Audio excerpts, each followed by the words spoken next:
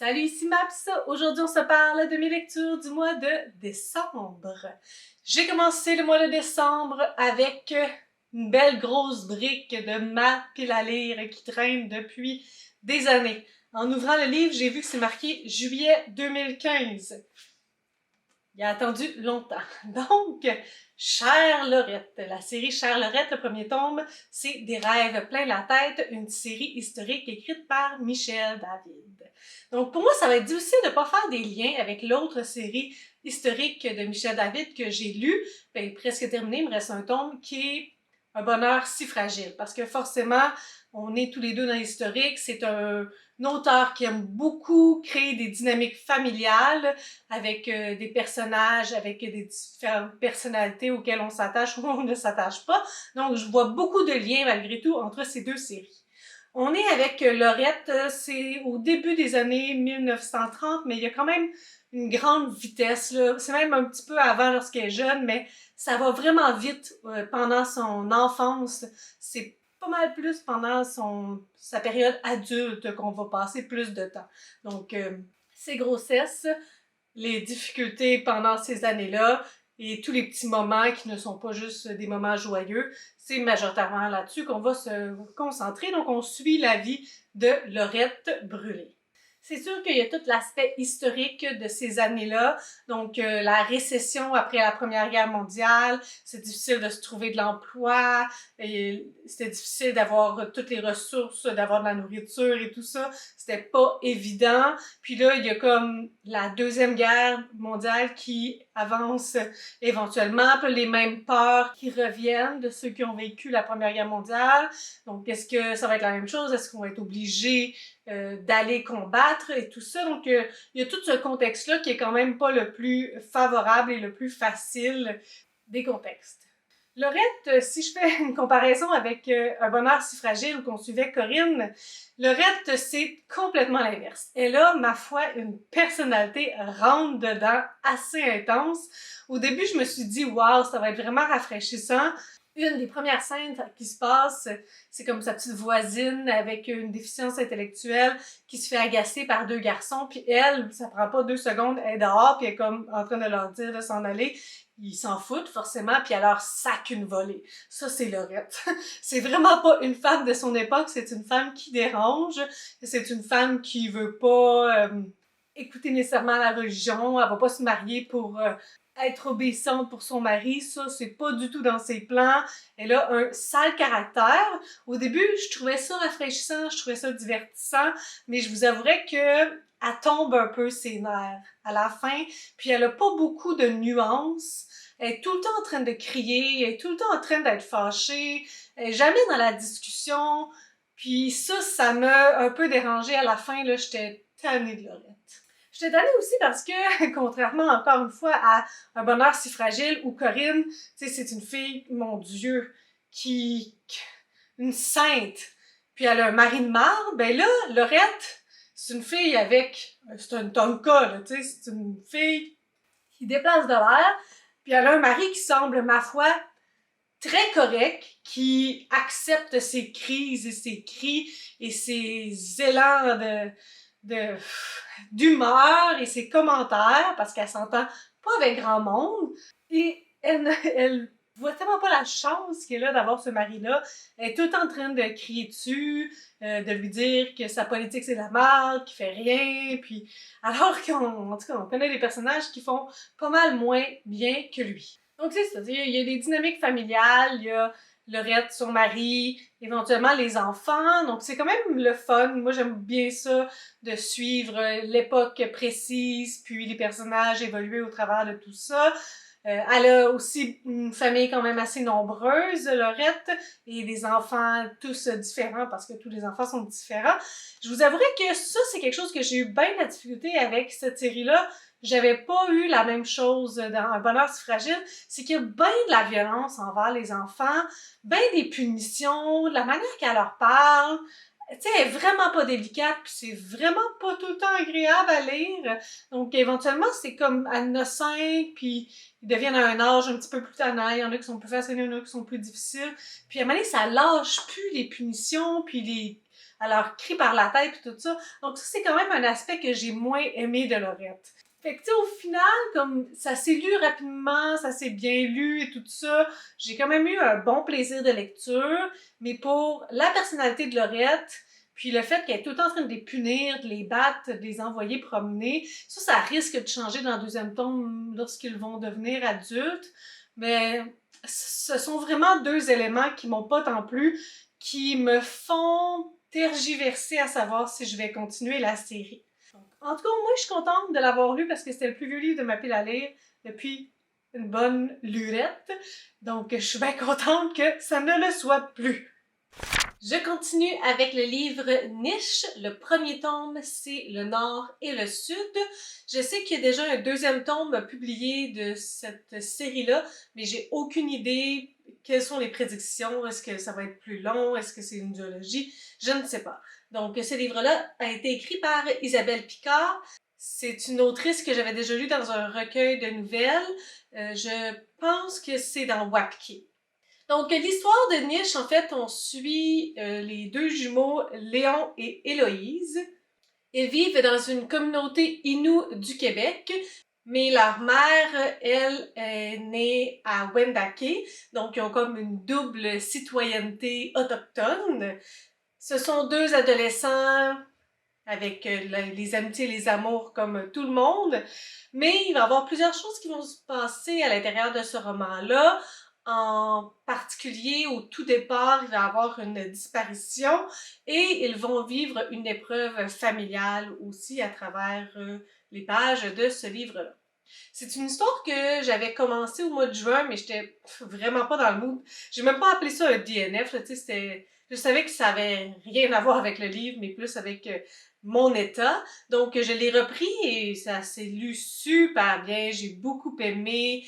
Je trouve qu'il y avait beaucoup de filons dans l'histoire, là. Il y avait beaucoup d'intrigues, différentes intrigues aussi, amoureuses, les amitiés plus sérieuses aussi, familiales. Il y avait aussi toute l'histoire, Léon, il joue au hockey, donc il y avait les championnats et tout, même si c'est pas un sport que j'affectionne et encore moins à la lecture, il y avait quand même des éléments qui faisaient en sorte que j'ai trouvé ça amusant à lire et intéressant. C'est un ouvrage que j'ai beaucoup aimé. J'ai bien aimé la relation entre les deux jumeaux, la relation aussi avec leurs amis. Je trouvais ça très sain, malgré que c'est très adolescent. Et j'ai vraiment embarqué. Il y a une alternance entre la narration, donc parfois on suit Léon, parfois on suit Héloïse, mais aussi il y a parfois des textos. Comme ça ici, donc ça fait en sorte qu'on tourne les pages plus rapidement, puis ça casse un petit peu le rythme du texte tout simplement. Donc c'est un ouvrage que j'ai trouvé sensible, bien construit, je mettrais ça dans les bibliothèques du 3e cycle au primaire sans problème. J'ai trouvé ça super bien et j'ai très hâte de suivre leurs aventures dans le 2e tome. Il y a beaucoup de réflexions aussi par rapport aux communautés autochtones, par rapport aux Inuits. Il y a toute l'histoire du passé, tu sais, la grand-mère va leur expliquer certaines choses qui se sont passées.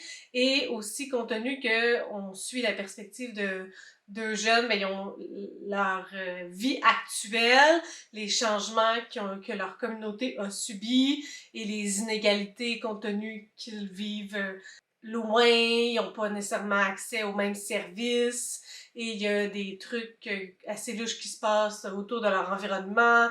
Les Blancs sont pas tout le temps super corrects dans la préservation de la forêt et tout.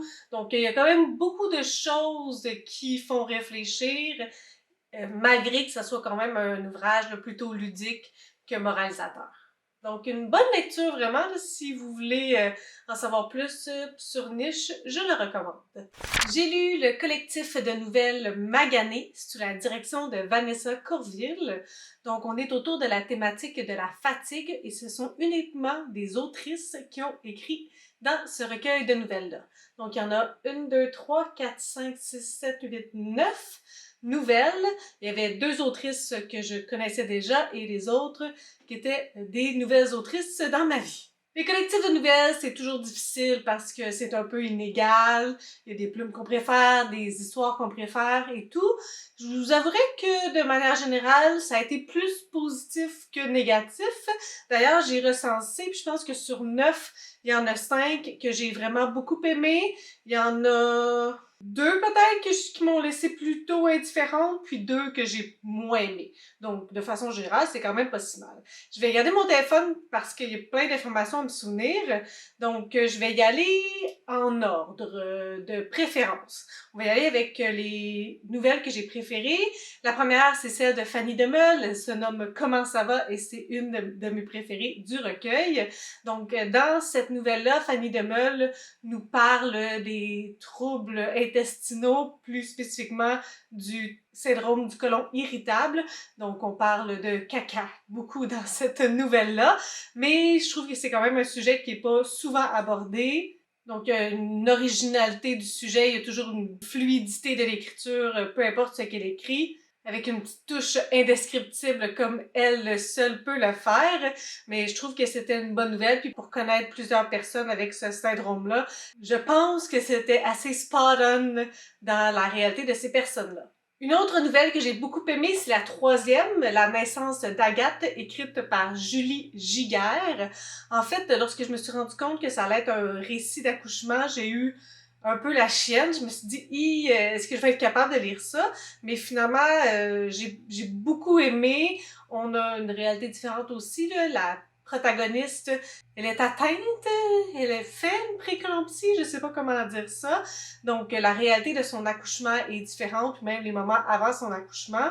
J'ai trouvé le récit bouleversant, l'écriture très fluide et le ton très intime. J'ai trouvé que c'était très courageux de nous écrire une nouvelle comme ça et elle me reste encore en tête. J'ai encore un peu le feeling du moment que j'étais en train de lire cette nouvelle-là. Par la suite, dans mes tops préférés, j'y vais avec Date de tomber de Roxane Guérin, qui est la 7e nouvelle. On y va dans le milieu artistique, donc une fille qui a des délais, comme tout le monde, à y respecter. Et pour elle, c'est un peu un cercle vicieux parce que lorsqu'on lui donne une date de tomber, par exemple, dans 2 mois, elle se dit qu'elle a vraiment beaucoup de temps, qu'elle a, tu sais, que c'est pas grave, ça commence pas tout de suite et tout ça, si l'inspiration est pas là. Puis, à toutes les fois, à la dernière minute, là, elle panique, elle se dit qu'elle aurait pas dû prendre ce contrat-là, elle aurait pas dû être à la dernière minute, elle n'y arrivera pas, il y a le syndrome de la page blanche, il se passe mille et une affaires, des petits drames quotidiens qui auraient pu être évités si elle avait commencé d'avance. Donc, les dates de tomber et elle, ça fonctionne pas. Il y a aussi la réflexion d'être artiste et mère. Il y avait quand même une couple de sujets au travers de tout ça, donc c'est une nouvelle que j'ai bien aimée. La 8e nouvelle, c'est Las Vegas de Vanessa Courville. Donc, on est dans le milieu de la boxe. La protagoniste a fait de la boxe une bonne partie de son enfance et de son adolescence. Et elle a rencontré un gars lors d'un championnat. Puis, c'était comme un petit flirt d'adolescence. Ils se voyaient l'été. Et ils se sont revus une autre fois plus tard, mais là, elles se rencontrent en tant qu'adultes, et c'est pas un punch, on se rend compte de ça au début, qu'il est décédé. Donc, il y a comme un peu un retour en arrière de tous les souvenirs, puis de tout ce qu'elle a vécu avec lui. J'ai trouvé que l'ambiance était vraiment... elle fonctionnait. Puis j'ai quelque chose avec la boxe dans le milieu littéraire, je sais pas pourquoi, et pourtant. Mais à toutes les fois qu'il y a ce sujet-là, ce sont souvent des livres ou des nouvelles, dans ce cas-ci, qui fonctionnent avec moi. On arrive à bien suivre son amour pour la boxe. En même temps, on voit l'impulsivité des ados. J'ai suivi toutes ces mauvaises décisions et j'y croyais complètement. Et la dernière de mes préférées, c'est la dernière, la 9, écrite par Marie-Pierre Lafontaine, forcément. Le poids de l'enfance. Marie-Pierre Lafontaine, pour l'instant, elle a un sujet qu'elle expie et encore une fois, c'est le même sujet qui est dans cette nouvelle-là. Donc, on suit son enfance, mais on suit surtout les traces indélébiles qu'une enfance telle qu'elle l'a vécue de négligence, de violence inflige aux enfants et aux adultes qui n'arrivent pas à sortir de ces traumas-là. Donc, encore une fois, si vous connaissez sa plume, vous savez que ça fait pas mal et ça fonctionne encore cette fois-ci. Les autres, eh bien, il y a la deuxième qui est Spring Break de Gabrielle Giasson-Dulude. En fait, celle-là m'a pas trop dérangée. C'est une fille qui part en vacances pendant à peu près 10 jours, puis elle pense à sa grand-mère pendant ces vacances-là, puis elle se demande qu'est-ce que sa grand-mère elle aurait fait. Ce sont des vacances assez dégourdies et dévergondées. Mais je peux pas dire que j'ai ressenti ou j'ai ramasser quelque chose de plus là, de cette nouvelle-là. Fracas, c'était la quatrième de Mélanie Landreville. Fracas, c'est peut-être celle que j'ai le moins appréciée parce que je sais pas trop qu'est-ce qu'on voulait faire. J'ai l'impression que c'était comme un tas de réflexions. La protagoniste qui parle à son chum, au gars qu'elle fréquente. Il y a le rapport à son corps à elle, le rapport aux hommes, le rapport des hommes envers son corps, le rapport des hommes envers les femmes. La ligne directrice était très difficile à suivre. J'ai trouvé que c'était un peu comme sans queue ni tête pour faire un mauvais jeu de mots avec les propos de la nouvelle. Envoyé de mon iPhone de Marie-Christine Lemieux Couture, c'est la cinquième nouvelle. Celle-là, j'ai juste trouvé que c'était pas ultra original. C'est un peu notre vie de tous les jours, de nous lever, d'aller au travail, d'essayer d'être le maximum de nous-mêmes dans toutes les sphères de notre vie, au travail aussi, puis on est un peu épuisé par les gens, par tout ce que ça demande, parce que tout ce qu'on doit faire. C'est quelque chose de très réaliste, c'est quelque chose qu'on vit tous, de se sentir un peu overwhelmed. Puis tu sais là, elle, ça se passe aussi par les courriels, les reply all et tout ça. C'est juste que j'ai pas trouvé ça super original, donc ça m'a pas marqué. Et la dernière, c'est Nadine et Emma, écrite par Karine Rosso. Celle-là aussi, c'est parce qu'il manquait un petit peu de cohérence pour moi. On suit ces deux femmes-là, Nadine et Emma, on se rend compte qu'ils sont peut-être rendues toutes les deux monoparentales, mais comme beaucoup de non-dits ou des choses qui sont pas dites, donc ça nous permet pas vraiment de comprendre le contexte, de comprendre pourquoi elles sont ensemble, de comprendre tout simplement ce qui se passe. Fait que j'ai trouvé ça flou dans la ligne directrice de la nouvelle, puis peut-être dans la direction que l'autrice voulait nous faire voir ou nous amener. J'ai lu le cinquième tome de la série Outlander, série écrite par Diana Gabaldon. Le cinquième tome se nomme La Croix de Feu. Donc, je vous ferai pas un résumé de toute la série, mais dans ce cinquième tome, on suit encore Jamie et Claire, qui sont les personnages principaux depuis le premier tome. On est en 1770 et on suit leur petite vie. Claire qui est un peu rendue comme le médecin que tout le monde va voir, donc on suit ses petites opérations, ses traitements et tout ça. Puis Jamie, il est souvent demandé par des gouverneurs ou des gens pour aller prêter main forte pour se rendre sur un champ de bataille. Donc, on suit cette partie-là de Jamie aussi. Il y a tout l'aspect là, de la guerre de l'indépendance qui est sur le point d'éclater. Donc, il y a comme la préparation, puis le fait que Claire, vu qu'elle vient du futur, elle sait ce qui est supposé de se passer. Donc, c'est ça qu'on suit en fait dans ce cinquième tome-là. C'est un gros tome de 1000 pages, mais je l'ai vraiment lu assez rapidement. J'aime bien qu'est-ce qui a été construit, j'aime bien suivre ces deux personnages-là principaux. Parfois, on suit Brianna et Roger aussi. Ça me dérange pas tant que ça, mais j'avoue que je préfère lorsqu'on suit Claire et Jamie. D'ailleurs, par rapport à la clarté, parfois on change de narrateur puis ils nous le disent pas. Entre Claire et Jamie, c'est plus simple, mais parfois c'était Brianna ou Roger puis j'étais comme ah, ça me prenait du temps à me replacer. Il y a énormément de personnages dans cette série-là, énormément, il y en avait beaucoup dans les autres tomes et là il y en a encore plein d'autres qui ont été introduits. C'est pas super important de faire des liens entre toutes ces personnes-là. Si vous y arrivez, chapeau, parce qu'il y en a une tonne. Mais au moins, il y a ça, l'avantage, c'est que ceux qui sont les plus importants, on les revoit, puis il y a mention de leurs liens par rapport aux personnages principaux, puis ceux qui sont plus ou moins importants, c'est pas super grave si on se souvient pas exactement ou si on se souvient pas du tout de leur relation par rapport aux personnages principaux. Donc, bon, ça c'est pas si mal que ça finalement. L'histoire est intéressante, on suit les personnages, j'aime bien la manière que c'est écrit et tout ça. On est aussi dans une autre époque avec des mœurs différentes et il y a cette confrontation-là des personnages qui viennent du futur versus ceux qui sont de cette époque-là. Donc parfois pour les gens du futur, c'est comme un peu frustrant que les gens ne soient pas encore rendus là. Puis pour ceux du présent, parfois ils comprennent absolument rien de ce que les gens du futur disent. Mais j'ai bien aimé. Il me reste un tome, là, sûr que je vais lire, le 6 parce que je l'ai acheté. Puis après ça, ben, ça va être la fin, je pense, de ma quête de lire les Outlander. Par la suite, j'ai lu Eloi de Samuel Champagne, qui est un tabou, mais qui est aussi la suite de son roman Garçon manqué. Donc, dans Garçon manqué, on a rencontré Eloi, qui se faisait nommer Héloïse en premier. C'est un garçon trans. Donc, c'est surtout tout le avant sa transition. On avait un petit peu des parties de son enfance et le fait qu'il y avait déjà des signes comme quoi il se sentait pas fille. Il y avait toute la relation de comment ses parents réagissaient à ça et tout ça. Ses amis. Donc, c'était quand même un tome assez marquant. Garçon manqué. Eloi, ben, c'est la suite. Donc, il y a quand même eu une belle fin à Garçon manqué. Maintenant, il sait que c'est un homme trans.